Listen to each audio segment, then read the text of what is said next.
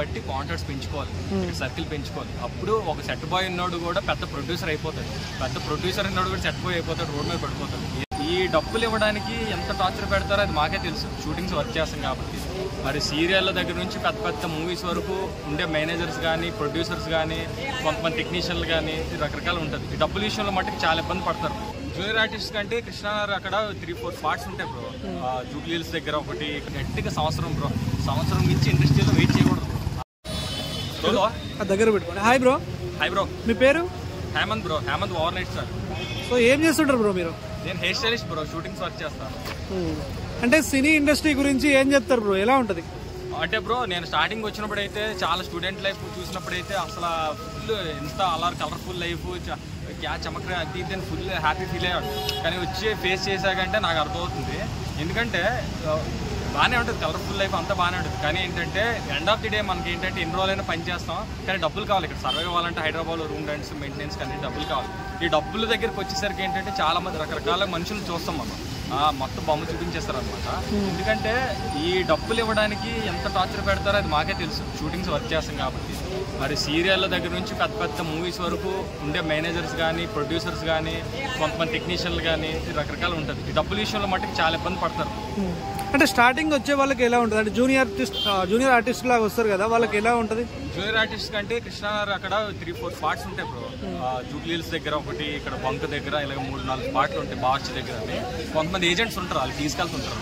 ఆ ఏజెంట్ తీసుకెళ్లే వాళ్ళు కొంతమంది జెన్యున్గా పే చేస్తారు. కొంతమంది ఏంటంటే వాళ్ళకి నాకు తెలిసి 100 రూపీస్ అంత కన్విన్స్ ఇస్తారు పర్ డే. ఆ కన్విన్స్ ఇచ్చేసి ఆ తర్వాత పేమెంట్కి ఎప్పుడు, ఎందుకంటే నాన్ మెంబర్స్కి, కార్డ్ మెంబర్స్ కంటే 1000 ఎంత ఉంటుంది యూనియన్కి, అది ఏదో వెళ్తుంది పేమెంట్ మనకి తెలియదు. ఏదైనా సరే చిన్న జూనియర్ ఆర్టిస్ట్ దగ్గర నుంచి పెద్ద డిఓపి, కెమెరాగ్రఫీ టెక్నీషియన్ ఎవరెవరికైనా సరే ప్రొడ్యూసర్ ఇస్తేనే పేమెంట్స్ వస్తాయి, లేదంటే ఎవరేం చేయలేదు. కాకపోతే అందులో కొంతమంది పేమెంట్స్ వచ్చినా కూడా తినేస్తారనమాట. తినేసి ఫోన్లు ఎత్తారు. ఆడు ఫ్యామిలీతో బాగానే ఉంటాడు, మనకి ఎవడే షూటింగ్ చెప్పాడు, మన డబ్బులు తినేసి వాళ్ళు ఇంకా అలా సర్వ్ అవుతారు, మనకి పంపు పెడతారు. అంటే నేను ఒకటి అడుగుతాను బ్రో, స్టార్టింగ్ వచ్చే వాళ్ళకి అంటే ఊరు నుంచి కొందరు సినిమా అంటే చాలా ఇంట్రెస్ట్తో వస్తూ ఉంటారు ఊర్ల నుంచి. అంటే ఇప్పుడు మీరు చూస్తున్నారు ఇన్స్టాలో రీల్స్ కానీ, ఇన్ఫ్లుయెన్సర్స్ కానీ, ఎవరికి కనెక్ట్ కావాలి ఏంటి అనేది వాళ్ళకి ఐడియా ఉండదు. సో ఫస్ట్ స్టెప్ నుంచి మీరు ఏమైనా చెప్పగలుగుతారా, ఇక్కడికి వెళ్తే ఇలా కనెక్ట్ కావచ్చు అని చెప్పి? ఏమైనా ప్రాపర్ నాలెడ్జ్ లేని వాళ్ళకి అయితే ఒకటే చెప్తాను బ్రో, ఎప్పటి నేను నమ్మకూడదు బ్రో. ఫస్ట్ ఏంటి యాక్టింగ్ స్కూల్స్ అని అవన్నీ చాలా ఉంటాయి, అసలు అలాంటి అప్రోచ్ అవ్వకూడదు. స్టార్టింగ్ ఏంటంటే చిన్నది ఏదో ఒకటి చిన్న లూప్ లైన్ దొరుకుతుంది, జూనియర్ గానో లేకపోతే సెట్ బాయ్ గానో లేకపోతే ప్రొడక్షన్ బాయ్ కానీ ఏదో ఒకటి వెళ్ళిపోతారు. దానికి ఒక యూనియన్ మెంబర్ అని దీంతో సంబంధం ఉండదు అనమాట. ఆ రోజు వాళ్ళకి ఒక వర్క్ కావాలంటే వాళ్ళు తీసుకెళ్తారు, గడ్డ మీద తీసుకెళ్తారు వెహికల్ ఎక్కించి. సో వాళ్ళకి వెళ్ళొచ్చు. అయితే ఏంటంటే నాకు డబ్బులు రాకపోయినా పర్లేదు, ఆ రోజు ఫుడ్ దొరికింది, నేను ఇలా షూటింగ్లో 10 మందిని కలిసాను అన్నట్టు థాట్తో వెళ్ళిపోయి ఒక 1 మంత్ చూడాలి బ్రో. 1 మంత్లోని సెట్ అయ్యి పలానా వాళ్ళు మంచి మంచి కాంట్రాక్ట్స్, ఫ్యూ కాంట్రాక్ట్స్, 5 కాంట్రాక్ట్స్ దొరుకుతాయి పలాంటి డిపార్ట్మెంట్. దొరికిన వాళ్ళకి ఏంటంటే సో ఆ డబ్బులు వసూలు అవుతున్నాయి, పర్లేదు మనకి చేసిన సాటిస్ఫైడ్, జాబ్ వర్క్ దొరుకుతుంది. అలా అంటే ఓకే. డబ్బులు రావట్లేదు, మనకి పని దొరకట్లేదు, చాలా రోజులు వేస్ట్ అయిపోతుంది అంటే గట్టిగా సంవత్సరం బ్రో, సంవత్సరం నుంచి ఇండస్ట్రీలో వెయిట్ చేయకూడదు. ఆ తర్వాత ఉన్నాడంటే టైం వేస్ట్ అయిపోయినట్టు, ఇంక ఇంటికి వెళ్ళి కూడా బెస్ట్, ఏదో పని చేసుకుంటాం. అంటే నేను మొన్న ఇదే ఛానల్లో రీసెంట్గా జూనియర్ ఆర్టిస్ట్ ఇష్యూస్ మేము తీసుకున్నాం, సేమ్ అదే మీరు చెప్పిన ప్లేస్కి వెళ్ళి. వాళ్ళు ఏం చెప్పారంటే ఎన్ని సంవత్సరాలు ఉన్నా అక్కడ వాళ్ళు అదే స్టేజ్లో ఉన్నారు తప్ప, వాళ్ళు అదే వెనకాలే ఉంటున్నాం తప్ప మేము ముందుకు రావట్లేదు అని చెప్పి వాళ్ళు కొంచెం అంటే చెప్పారు బ్రో. ఇప్పుడు కొంతమంది సెలబ్రిటీస్ ఉన్నారు బ్రో, పెద్ద పెద్ద సెలబ్రిటీస్, నేమ్స్ మెన్షన్ చేయకూడదు ఎందుకంటే ఇందులో వర్క్ చేస్తాం కాబట్టి. ఇప్పుడు చాలా మంది వాళ్ళు వాల్వా కార్స్ లో తిరుగుతున్నారు, మెర్సిడీస్ లో తిరుగుతున్నారు, BMW లో తిరుగుతున్నారు, LBW అది ఇది అని నోరు తిరగవు మనకి అయ్యండి కాదు. అయితే ఏంటంటే ఆడు ఓన్గా ఏదైతే సెల్ఫ్ వచ్చి వాళ్ళ క్యాపబిలిటీ చూపించుకుంటారో అలాగైతే డెవలప్ అవుతారు. లేదు నేను అలాగే రెగ్యులర్గా వెళ్తాను, అదే షూటింగ్, అదే జూనియర్ ఆర్టిస్ట్, అదే సెట్ బాయ్ అంటే అలాగే ఉంటారు. మన ఇండివిజువల్గా మనకు ఒక ఓన్ ఇంట్రెస్ట్ ఉండాలన్నమాట. దాన్ని బట్టి కాంట్రాక్ట్స్ పెంచుకోవాలి, సర్కిల్ పెంచుకోవాలి. అప్పుడు ఒక సెట్ బాయ్ ఉన్నోడు కూడా పెద్ద ప్రొడ్యూసర్ అయిపోతాడు, పెద్ద ప్రొడ్యూసర్ ఉన్నోడు కూడా సెట్ బాయ్ అయిపోతాడు, రోడ్ మీద పడిపోతాడు. ఏదైనా వాళ్ళ మీద డిపెండ్ అయి ఉంటుంది. సో ఇప్పుడు బయట మనం ప్రెస్ మీట్లలో టాలెంట్ ఉన్నోని ఎవడు తొక్కలేడు అది ఇది అని చెప్పి ప్రొడ్యూసర్స్, డైరెక్టర్స్ చెప్పడం చూస్తుంటాం. నిజంగా తొక్కడం అనేది ఇండస్ట్రీలో ఉందా లేదా, ఏం చెప్తారు దీని గురించి? అంటే అది ఏంటంటే బ్రో ఒకటే బ్రో, ఇప్పుడు చాలా మందికి అంటే పాత రోజుల్లో మనం చాలా మంది చూసాం ఆ మీడియం రేంజ్ హీరోస్ అందరినీ, వాళ్ళందరూ తొక్కారు, పెద్ద పెద్ద ఫ్యామిలీస్ అది ఇది అంటారు.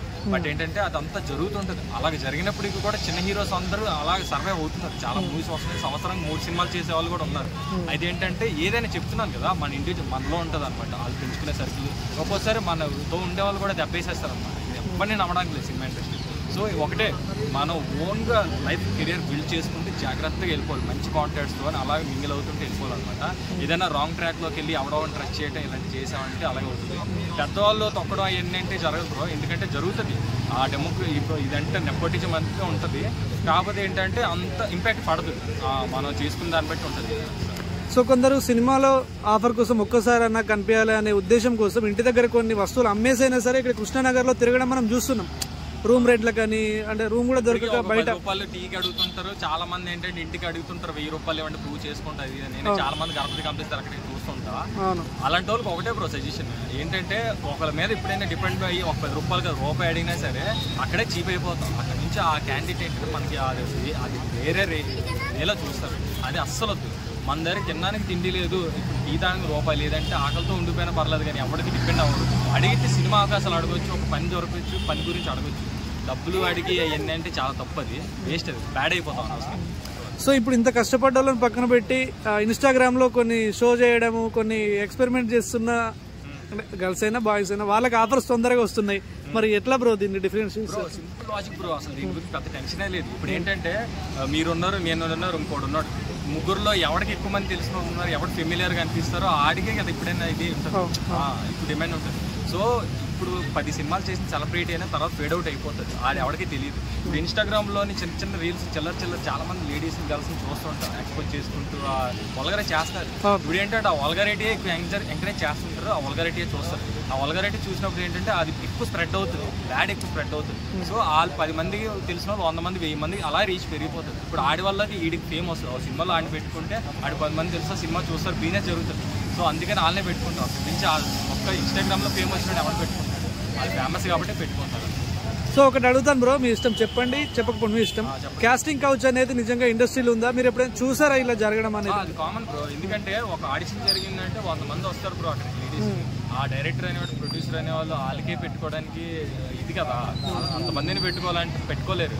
సో వాళ్ళకి కంఫర్టబుల్గా ఉండేవాళ్ళు చేసుకుంటారు అనమాట. ఎందుకంటే నార్మల్ నౌవేడేస్ ఎలా జరుగుతుంది, ఈ రేపులు ఇవన్నీ చాలా చూస్తుంటాం. ఎందుకంటే ఫిమేల్ అలా చేస్తున్నారనమాట. అదంతా చాలా వరకు తగ్గాలి. వీళ్ళకి ఏంటంటే వీళ్ళ చేతిలో ఒక ఇది ఉంది, ఒక ఆయుధంలో వాడుకుంటారు. అది అంత లెక్కన జరుగుతుంది, అందరి మంది అంత సెలబ్రిటీ జరుగుతుంది అని చెప్పలేము, కొంతమంది వరకు అయితే జరుగుతుంది. సో ఫైనల్గా ఒక మాటలో చెప్పండి, ఇండస్ట్రీకి వచ్చే వాళ్ళకి కానీ ఇండస్ట్రీ గురించి కానీ ఏం చెప్తారు? ఇండస్ట్రీ అంటే మంచిది బ్రో, ఎందుకంటే ఇది కళామ తల్లి అది ఇది అంటారు పెద్దోళ్ళు. అప్పుడు వాళ్ళు వచ్చారు డైరెక్టర్లు కానీ సెలబ్రిటీస్ కానీ, ఏంటంటే ఓన్లీ ప్యాషన్ పిచ్చి, సినిమా పిచ్చితో వచ్చారు.